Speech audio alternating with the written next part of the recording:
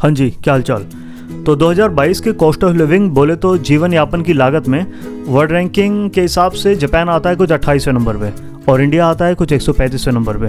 तो Japan India से रहने के लिए तो महंगा है ही, ये तो ऑब्वियस है, बट कितना? तो रेंट का तो मैंने पुरानी वीडियोस में बता रखा है आपको। अब आते हैं डेली नेसेसिटीज़ पे, जैसे कि कंगी, आलू, मटर, टमाटर, तेल, चिमटा, और बाकी बिजली का बिल हो गया, जिम की फीस हो गई, हेयर कट वगैरह के कितने लगते हैं, बाकी सुपरमार्केट के नॉर्मल सामान जो हम डेली लाइफ में यूज़ करते हैं उसके बारे में है वीडियो। तो चलिए शुरू करते हैं। तो शुरुआत करते हैं हम सुपरमार्केट से, क्योंकि सुपरमार्केट में थोड़ी भीड़ ज़्यादा थी, आवाज़ ज़्यादा आ रही थी, तो मेरे वॉइस ओवर से काम चलाते हैं। तो सबसे पहले आते हैं अपने 1 लीटर दूध पे। यह आता है कुछ 90 रुपये का, और 1 किलो चिकन आता है हमारा 575 रुपये का।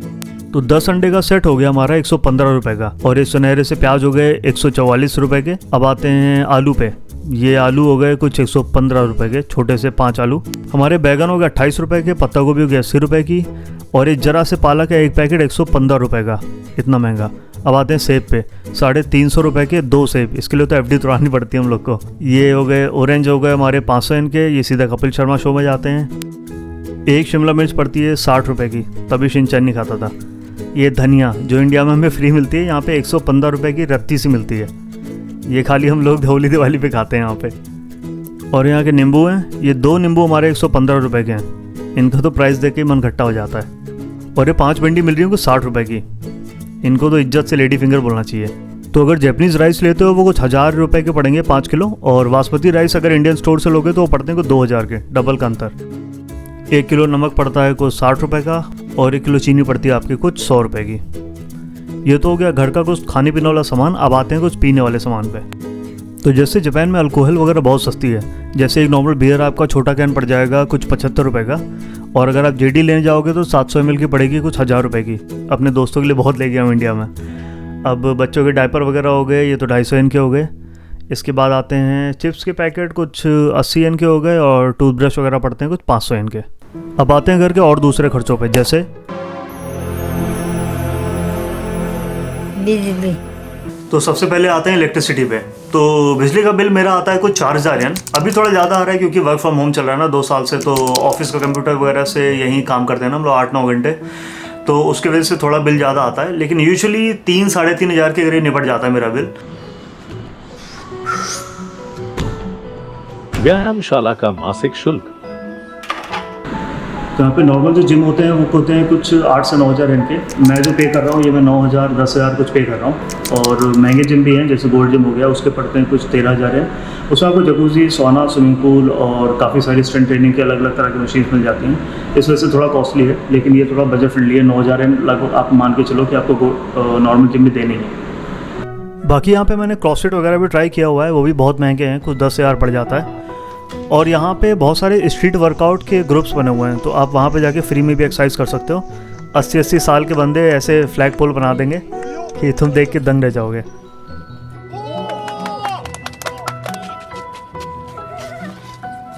और अगर बिल्कुल फ्री में करना है तो रनिंग तो एंड में है ही है, पूरा जापान भाग ही रहा है, तो आप भी साथ में भागो। अब आते हैं इंटरनेट के ऊपर।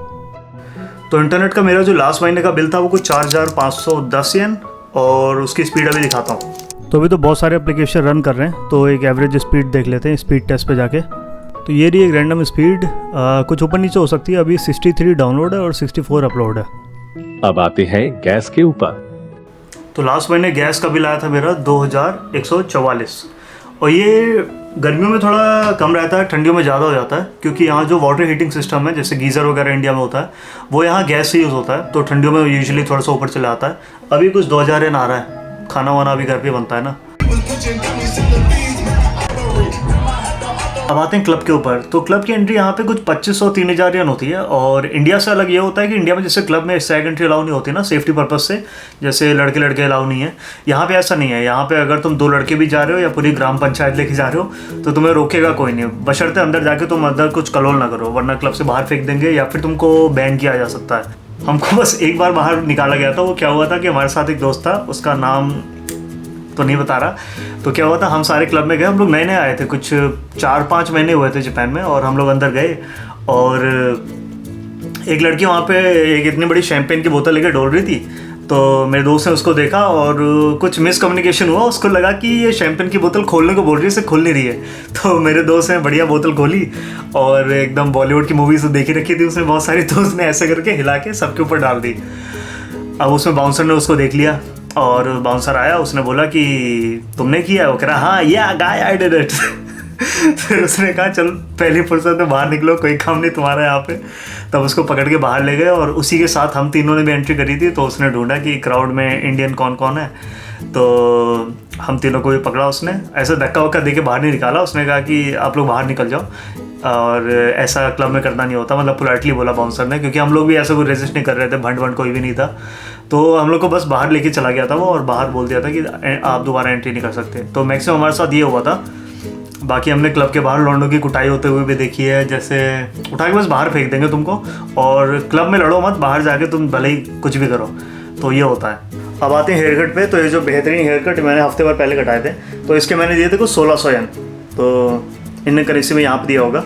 और जो सबसे कम मैंने पे किए हैं जापान में वो थे 1400 येन। वो एक अंकल जी यहीं पे बाल काटते हैं टपरी पे नहीं, मतलब छोटी सी शॉप है। और सबसे महंगे जो बाल कटवाए हैं वो मैंने कितने 8000 येन के बाल कटाए थे, और मुझे दोनों में अंतर पता नहीं लगा। तो इंडिया में तो जैसे 50-30 रुपये में बाल कट जाते हैं, और बचपन में तो 2-3 रुपए के भी कट जाते थे। लेकिन हाँ, यहाँ पे हेयर कटिंग भी लगभग 1400 येन 1500 येन होती है। तो मैंने तो बहुत बार ट्राई किया कि मैं खुद अपने बाल काटूँ शीशे में ऐसे घूम घूम के, तो मेरे से तो आज तक नहीं कटे। तो महीने में 1400 येन रुपये फूकने पड़ते हैं बाल कटाई के लिए। अगर ट्रांसपोर्ट में हम टैक्सी की बात करें तो यहाँ टैक्सी बहुत महंगी है। यहाँ 2 ही टैक्सी मेन यूज़ होती हैं, जैसे जहाँ ओसाका में मैं रह रहा हूँ, गो टैक्सी और दिल्ली टैक्सी, और दोनों के प्राइस में अभी ऐप से दिखाता हूँ, थोड़ी सी कॉस्टली है इंडिया से। जैसे मैं रैंडमली अभी 2.5 किलोमीटर की डिस्टेंस लेता हूँ, उमेदा स्काई बिल्डिंग से लेता हूँ योदय बासी स्टेशन तक की, तो इसका पड़ गया लगभग 840 येन, मतलब 900 येन आराम से मान के चलो। और ये देखो ये 2.5 किलोमीटर है यहाँ से, तो मतलब इंडिया से तो महंगा ही है। अब आते हैं मूवीज़ के ऊपर। तो सबसे ज़्यादा जो कलर है ना जापान में मूवीज़ का, वो है कि हॉलीवुड मूवीज़ ना बहुत लेट में रिलीज़ होती हैं। अब तो थोड़ी मार्वल की टाइम पर रिलीज़ होने लगी हैं, क्योंकि एक हाइप बन गई है और इनको सबटाइटल भी ऐड करने होते हैं, डब वर्जन भी ऐड करना होता है। तो मूवीज़ की डिले लगभग 1 महीने बाद चली जाती है। तो इसका प्राइस पे आते हैं तो एक मूवी का प्राइस लगभग 1900 येन हो जाता है, और 1500 येन से 1900 येन के बीच में रहता है। और अगर आप वीकडे में जा रहे हो तो शायद अगर कूपन ऊपर यूज़ करो तो 1400-1500 येन में की करीब पड़ जाएगी आपको, वरना 1900 येन तो मान के चलो। और ऊपर से अगर तुम कोक और कोक ये वाला नहीं, कोका कोला वगैरह ले रहे हो तो 1000-1200 येन और लगा लो। तो एक तरह से जब मूवी देखने जाते हैं ना यहाँ पे, तो EMI वगैरह तोड़ के जानी पड़ती है, फंड वगैरह कि आज मूवी देखने जा रहे हैं सारे। अब आते हैं मोबाइल के बिल के ऊपर। तो यहाँ पे मोबाइल के बिल बहुत महंगे इंडिया से कंपेयर करें तो। यहाँ कोई अंबानी सान नहीं है ना, तो लगभग अगर तुम सस्ते से सस्ता प्लान भी लोगे, बेसिक प्लान 2 GB इंटरनेट और नॉर्मल कॉल्स वगैरह, तो तुमको 4000-3000 येन देने पड़ जाते हैं। और अगर तुम फ़ोन के साथ कनेक्शन लेते हो फिर तो तुम्हारे 8000 या 9000 येन जाते हैं। उसमें आपको फ़ोन और सिम दोनों ही देंगे। 2 साल का कॉन्ट्रैक्ट होता है, तो लोग वो ज़्यादा रिकमेंड करते हैं, क्योंकि उसमें आपका वो मिल जाता है ना, फ़ोन आपको फ्री में मिल जाता है। लेकिन फ़ोन का बिल महंगा ही है यहाँ पर। फिर बारिश शुरू हो गई, इसी चक्कर में हाइकिंग पे नहीं जा पा रहा मैं 1 महीने से। ये ज़िंदगी में दुख ख़त्म का ही नहीं होता है बे।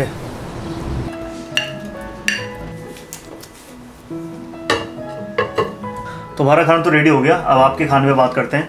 तो अगर आप वेजिटेरियन हो और आप इंडिया से आ रहे हो तो आपके पास ज़्यादा ऑप्शन है नहीं, क्योंकि यहाँ पे अगर आप सैलेड भी ऑर्डर करते हो कई रेस्टोरेंट पे, तो ड्रेसिंग में ना फ़िश के फ्लेक्स वगैरह डाल देते हैं, या फिर अंडे की ड्रेसिंग होती है जिसमें अंडा मिक्स होता है, तो थोड़ा सा मुश्किल हो जाता है। आपके पास एक ही ऑप्शन होगा, वो होगा इंडियन रेस्टोरेंट का।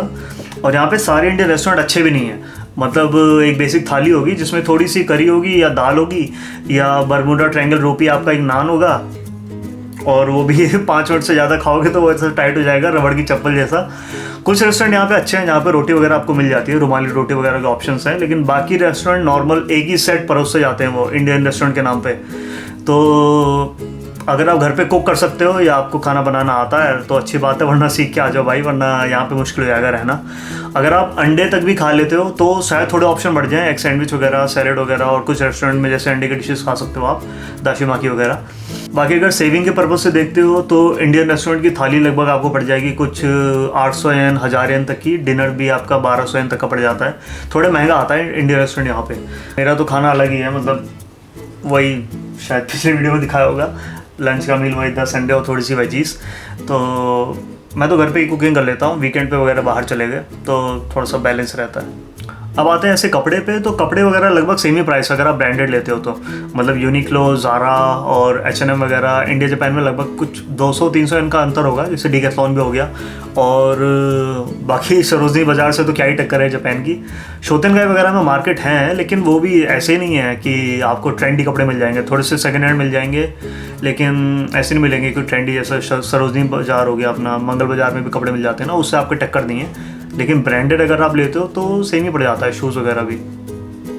अब कौन सी चीज़ महंगी है, कौन सी चीज़ सस्ती है, ये इस पर भी डिपेंड करता है कि आप यहाँ पे घूमने आ रहे हो या यहाँ पे आप जॉब करने आ रहे हो। क्योंकि और स्टूडेंट हो कि नहीं, क्योंकि अगर आप स्टूडेंट हो तो कितनी बार बाय तो कर लोगे, आपको एक वन पॉइंट ऑफ टाइम आपको घर से पैसे मंगाने पड़ गए ना। तो अगर आप इंडियन करेंसी में कमा रहे हो तो, और यहाँ पे आप येन में उड़ा रहे हो, तो आपको चीज़ें महंगी लग सकती हैं। लेकिन अगर आप यहाँ येन पे कमा रहे हो, येन में उड़ा रहे हो, तो बहुत सारी चीज़ सस्ती भी लगेंगी आपको। फॉर एग्जांपल जैसे पेट्रोल हो गया, पेट्रोल यहाँ पे जैसे लगभग सेम प्राइस है शायद, मैं एक बार चेक करके डालूंगा। पेट्रोल और अंडे और 2-3 चीज़ें होगी, नॉर्मल सेम प्राइस है। पर इंडिया में जैसे नॉर्मल सैलरी कितनी होगी, एवरेज सैलरी होगी 20-30 हज़ार येन ना, रुपये, 20-30 हज़ार रुपये, और यहाँ पे होगी कुछ 2 लाख 2.5 लाख के करीब, मतलब मिनिमम जो इतनी मिलती है, लगभग मिल जाती है इतनी लोगों को।